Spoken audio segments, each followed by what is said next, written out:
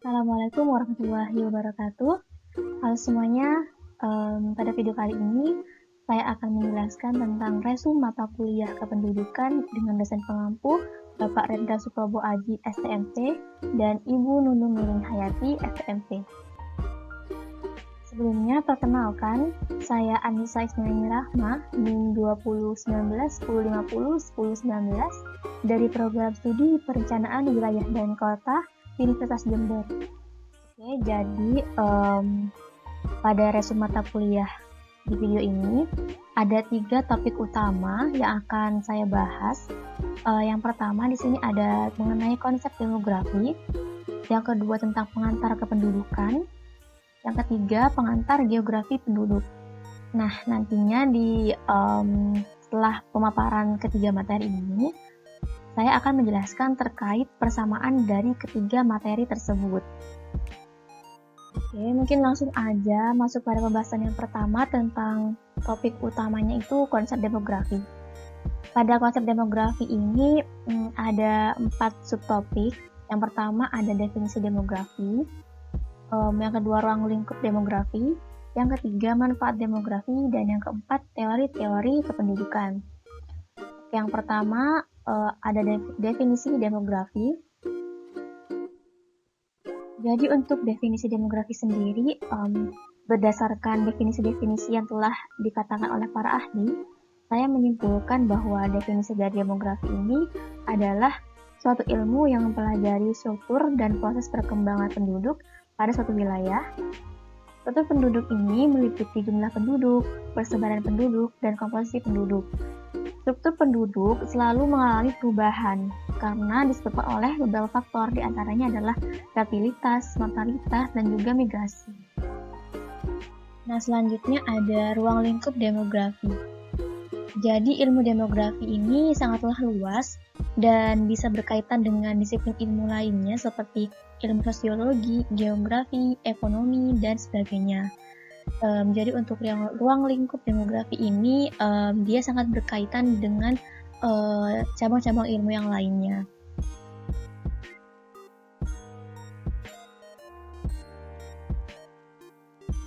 Nah, lalu selanjutnya ada manfaat dari mempelajari demografi. Yang pertama, kita bisa mengetahui jumlah, komposisi, dan persebaran penduduk serta perubahan-perubahannya dalam suatu wilayah. Yang kedua, kita bisa menjelaskan bagaimana pertumbuhan penduduk di masa lampau dan proyeksi penduduk pada masa depan. Manfaat yang ketiga, kita bisa mengembangkan keterkaitan antara perkembangan penduduk dengan aspek-aspek pembangunan sosial. Dan yang keempat, kita bisa mempelajari dan mengantisipasi konsekuensi pertumbuhan penduduk di masa depan. Selanjutnya adalah teori-teori kependudukan. Nah, teori kependudukan ini dibedakan menjadi 3 kelompok. Kelompok pertama terdiri dari penganut aliran Malthusian dan aliran Neo-Malthusian. Kelompok kedua terdiri dari penganut aliran Marxis, dan kelompok ketiga terdiri dari pakar-pakar teori kependudukan mutakhir yang merupakan reformulasi teori-teori kependudukan yang ada. Nah, bisa dilihat pada slide, ini merupakan beberapa penjelasan dari teori-teori kependudukan yang ada.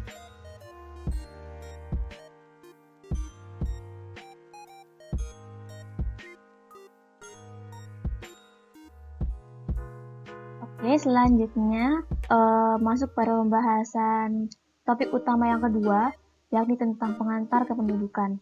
Nah, pada pengantar kependudukan ini dibagi lagi menjadi 5 subtopik. Yang pertama ada konsep dasar ilmu kependudukan, yang kedua ada ruang lingkup ilmu kependudukan, yang ketiga tujuan mempelajari ilmu kependudukan, yang keempat kegunaan mempelajari ilmu kependudukan, dan yang terakhir keterkaitan analisis kependudukan dengan ilmu kependudukan. Oke, subtopik yang pertama di sini ada konsep dasar ilmu kependudukan. Jadi, kata demografi sendiri berasal dari bahasa Yunani, yaitu kata demos dan graphein. Demos dapat diartikan sebagai penduduk, dan graphein berarti menulis. Dengan menggabungkan kedua makna dari kata tersebut, maka dapat diartikan kata demografi itu berarti tulisan-tulisan atau karangan-karangan tentang penduduk pada suatu daerah atau negara. Tetapi dengan definisi ini masih belum cukup untuk menjelaskan seperti apa sih makna dari demografi dan apa sih bedanya demografi dengan ilmu lainnya. Oleh karena itu, beberapa ahli mencoba mendefinisikan demografi secara lebih mikro lagi. Banyak para ahli yang telah mengemukakan terkait definisi ilmu kependudukan ini. Berdasarkan definisi-definisi yang telah ada, maka dapat disimpulkan bahwa ilmu demografi ini merupakan suatu media untuk mempelajari perubahan-perubahan kependudukan dengan memanfaatkan data dan statistik kependudukan serta perhitungan-perhitungan secara matematis dan statistik dari data penduduk, terutama mengenai perubahan jumlah, persebaran, dan komposisi atau strukturnya. Perubahan-perubahan tersebut dipengaruhi oleh perubahan pada komponen utama pertumbuhan penduduk, yakni fertilitas, mortalitas, dan migrasi, yang pada gilirannya menyebabkan perubahan pada jumlah, struktur, dan persebaran penduduk. Secara lebih rinci, dapat dikatakan ilmu demografi yang sempit berkaitan dengan teknik menghitung angka-angka tentang kondisi penduduk. Ilmu demografi ini dalam arti yang lebih luas membicarakan angka-angka termasuk karakteristik penduduk seperti karakteristik sosial, ekonomi, termasuk etnik. Karakteristik sosial antara lain meliputi status perkawinan penduduk, tingkat pendidikan, derajat kesehatan, dan sebagainya. Untuk karakteristik ekonomi berupa status pekerjaan, lapangan pekerjaan, jenis pekerjaan, pendapatan, jam kerja, dan lain sebagainya.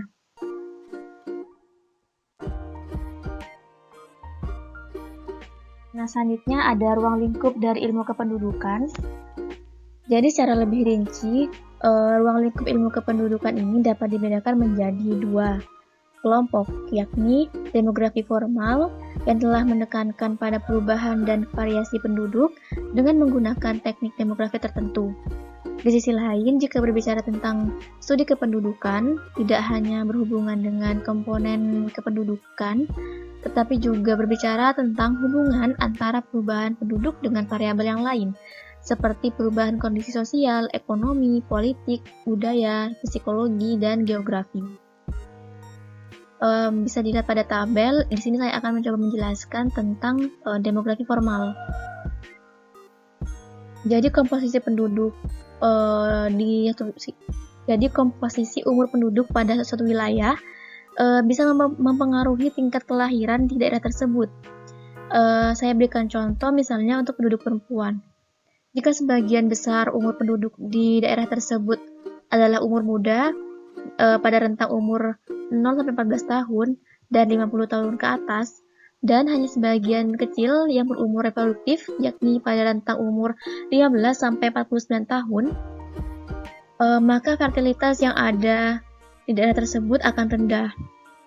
Di sisi lain, jika tingkat kelahirannya tinggi, maka komposisi penduduk di wilayah tersebut pada usia muda, yakni 0-4 tahun, akan menjadi tinggi. Demikian sebaliknya, jika tingkat kelahirannya rendah, maka komposisi penduduknya akan rendah juga.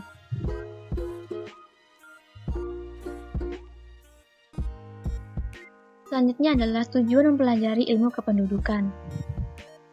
Tujuan yang pertama yakni mempelajari dan memahami kuantitas penduduk pada suatu wilayah. Yang kedua, mempelajari dan memahami perkembangan penduduk di suatu wilayah. Yang ketiga, mempelajari dan memahami perbandingan dan perbedaan penduduk antar wilayah. Yang keempat, mempelajari dan memahami penyebab perkembangan penduduk seperti fertilitas, mortalitas, dan migrasi penduduk. Yang kelima, mempelajari dan memahami komposisi atau distribusi penduduk di suatu wilayah. Yang keenam, mempelajari dan memahami cara menghitung tingkat pertumbuhan penduduk. Yang ketujuh, untuk memahami persebaran penduduk menurut wilayah. Yang kedelapan, memahami perkembangan tingkat pertumbuhan penduduk dari waktu ke waktu. Yang selanjutnya, mempelajari dan memahami perkembangan dan kondisi ketenagakerjaan pada suatu daerah dari waktu ke waktu.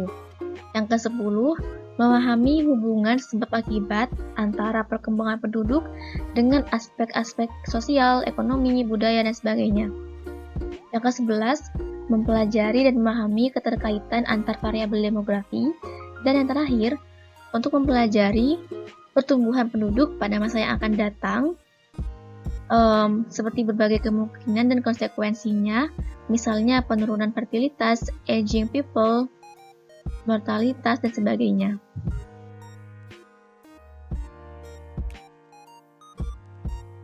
Selanjutnya ada kegunaan mempelajari ilmu kependudukan.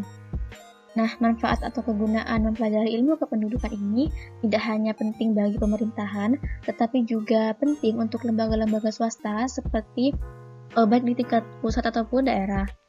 Nah, berbagai perencanaan pembangunan yang dibuat oleh pemerintah sangatlah erat kaitannya dengan ilmu kependudukan.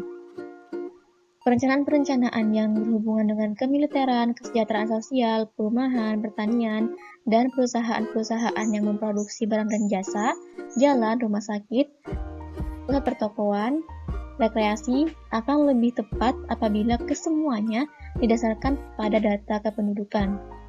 Sangat bermanfaat bagi pengembangan indikator pembangunan. Data statistik kependudukan sangatlah berguna untuk memberi informasi tentang kondisi sosial kependudukan pada satu wilayah, baik kabupaten, provinsi, maupun negara. Dari segi perkembangan ilmu, statistik kependudukan memang sangat penting karena data yang diperoleh secara empiris akan membentuk teori baru, dan kemudian teori tersebut akan dibuktikan melalui temuan-temuan data empiris yang dapat mendukung. Jika ingin melihat perkembangan perekonomian suatu daerah, baik kabupaten, provinsi, maupun negara, maka dapat melihat data kependudukan seperti pertumbuhan lapangan kerja, persentase penduduk yang bekerja di sektor pertanian, industri, dan jasa.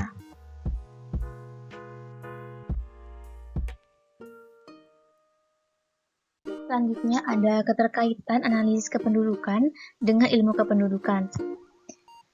Analisis kependudukan terbatas pada studi tentang komponen perubahan penduduk seperti fertilitas, mortalitas, dan migrasi. Jadi dalam analisis kependudukan, atau yang disebut juga analisis demografi, atau yang disebut juga dengan demografi formal, dalam kajiannya baik sebagai variabel independen dan variabel dependen, keduanya adalah variabel demografis. Studi kependudukan tidak hanya tentang komponen perubahan penduduk atau variabel demografis, tetapi juga berhubungan dengan perubahan penduduk dan variabel lainnya seperti sosial, ekonomi, politik, dan sebagainya. Dengan demikian, studi kependudukan lebih bersifat interdisiplin. Oleh karena itu, harus ada analisis kependudukan dalam mempelajari studi kependudukan, baik bertindak sebagai variabel yang dipengaruhi oleh variabel lain, maupun sebagai variabel yang mempengaruhi variabel lain.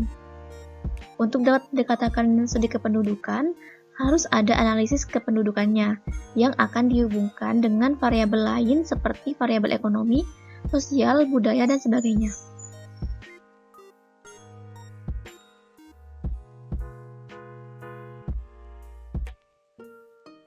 Nah, untuk topik utama yang ketiga, ini ada tentang pengantar dan geografi penduduk. Nah, pada pengantar di geografi penduduk ini ada 4 subtopik lagi. Yang pertama, konsep dasar geografi penduduk. Yang kedua, ruang lingkupnya.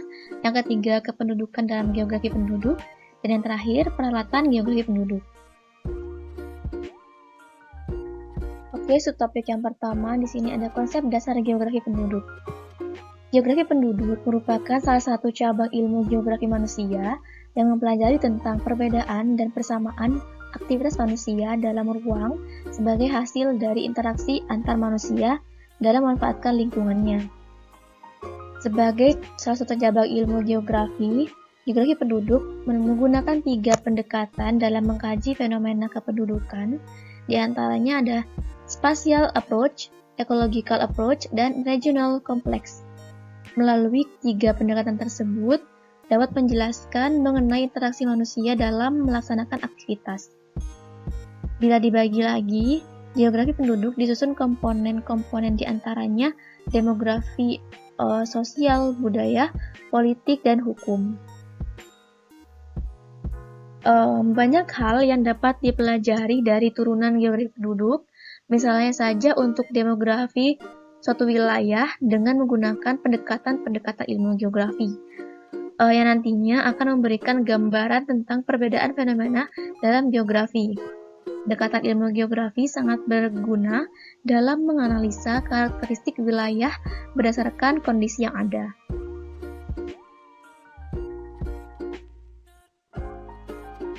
Subtopik selanjutnya ada ruang lingkup geografi penduduk.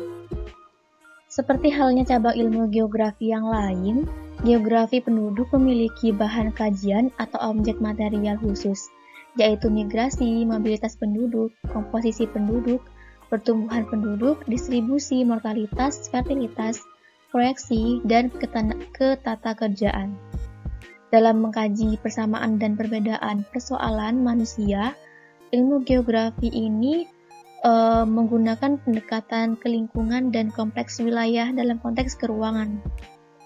Teknik mengkaji, menganalisis, dan mengidentifikasi pada ilmu geografi penduduk menggunakan ketiga pendekatan geografi tersebut sekaligus menjadi alasan pembeda antara ilmu geografi penduduk dengan ilmu kependudukan yang lain, seperti demografi, antropologi sosial, dan geografi sosial.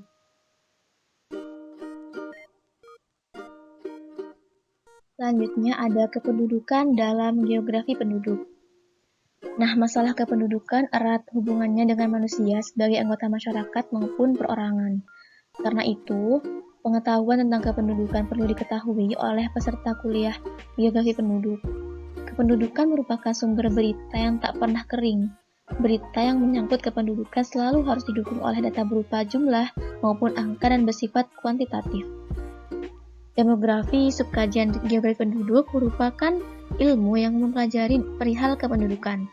Para ahli geografi penduduk atau demografi banyak menggunakan data-data sensus, survei, serta catatan kelahiran dan kematian untuk membentuk angka-angka, rasio, serta statistik lainnya, dan dianalisa dengan mendasarkan pada beberapa pendekatan geografi.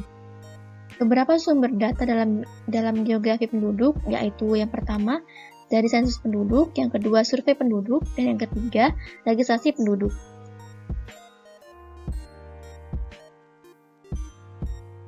Nah, subtopik yang terakhir ada peralatan geografi penduduk. Jadi di sini ada bilangan, angka, rasio, proporsi, konstanta, ukuran kohor, dan juga ukuran periode.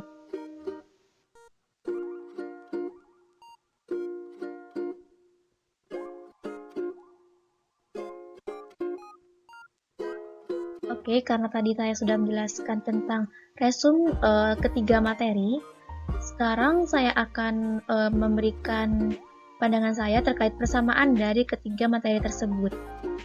Nah, pada ketiga materi yang telah dijelaskan sebelumnya, dapat diketahui bahwa persamaan dari ketiganya adalah membahas tentang kependudukan. Mengetahui analisis kependudukan dan perubahan-perubahannya sangatlah penting dalam merencanakan suatu wilayah, karena penduduklah yang akan menempati wilayah tersebut dan mereka yang akan melakukan kegiatan di dalamnya. Sehingga perencanaan pengembangan wilayah seharusnya memperhatikan analisis kependudukan agar pembangunan yang dilakukan menjadi tepat sasaran.